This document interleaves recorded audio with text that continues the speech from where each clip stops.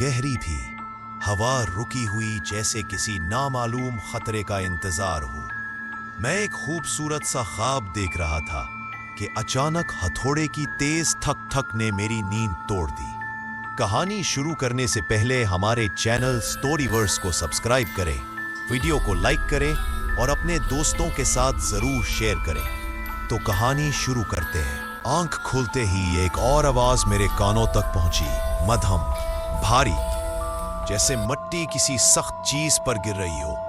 तभी मेरे रोंगटे खड़े हो गए। वो आवाज मेरे अपने ताबूत की ढक्कन पर पड़ने वाली मिट्टी की थी। उसी रात जैसे खौफ मेरे घर में फैल गया था। मैं अचानक शीशे पर दस्तक से चौंक कर जाग बैठा। पहले मुझे लगा कि कोई खिड़की बजा रहा है, लेकिन फिर एहसास हुआ आवाज आईने के अंदर से आ रही थी। चंद दिन बाद एक और अजीब वाकया हुआ। मेरा फोन बजा। मैंने देखा तो उसमें मेरी सूई हुई एक तस्वीर थी। मसला सिर्फ ये नहीं था कि तस्वीर खुद ब खुद ली गई थी। असल खौफ ये था कि मैं अकेला रहता हूं। बोल। खौफ की ये लहर तब और गहरी हुई जब एक रात मेरी बीवी ने मुझे हिलाकर उठाया। वो घबराई हुई आवाज में बोली, उठो, हमारे घर में कोई आया है। लेकिन मेरा दिल डूब गया। मेरी बीवी को तो 2 साल पहले एक घुसने वाले ने कत्ल कर दिया था। नींद फिर भी मुझे नहीं आती थी, मगर अजीब बात यह कि मैं बार बार जाग जाता था, जैसे किसी और ही दुनिया से उठाया जा रहा हो। एक रात मैंने अलार्म क्लॉक पर 12:07 देखा।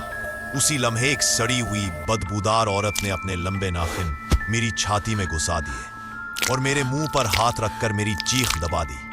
मैं हड़बड़ा कर उठ बैठा।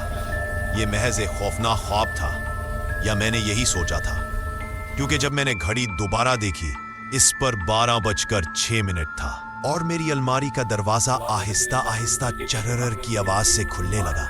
फिर एक रात घर में गूंजती हुई बच्चों जैसी हंसी सुनाई दी। मैंने रगों में खून जमता महसूस किया।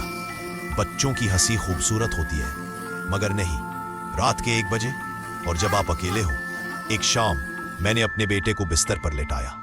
वो बोला, बाबा देखे ना, बिस्तर के नीचे कोई मॉन्स्टर तो नहीं। मैं मुस्कुराया और नीचे झांका, लेकिन मुस्कुराहट लम्हे में गायब हो गई। वहां मेरा ही बेटा पड़ा कांप रहा था, खौफ में डूबा हुआ। उसने सरगोशी की, बाबा, मेरे बिस्तर पर कोई बैठा है। बाबा, मेरे बिस्तर पर कोई बैठा है। मेरी बिल्ली भी कुछ दिनों से अजीब बर्ताव कर रही थी। मैं समझता था वो मुझे घूरती है, पर फिर अंदाजा हुआ कि उसकी नजरें हमेशा मेरे पीछे किसी और चीज पर लगी होती थी। सबसे भयानक वाकया सारा के साथ पेश आया।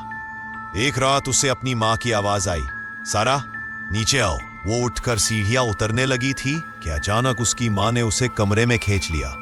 उसकी मां की आंखें खौफ से बड़ी हुई थी। वो सरगोशी में बोली, मैंने भी वो आवाज सुनी है, यहीं रहो और एक भी आवाज मत निकालो। इस रात के बाद से कभी आवाजें रुकती नहीं, कभी साए, कभी दरवाजों का खुद ब खुद खुल जाना, जैसे ये दुनिया हमारी नहीं रही।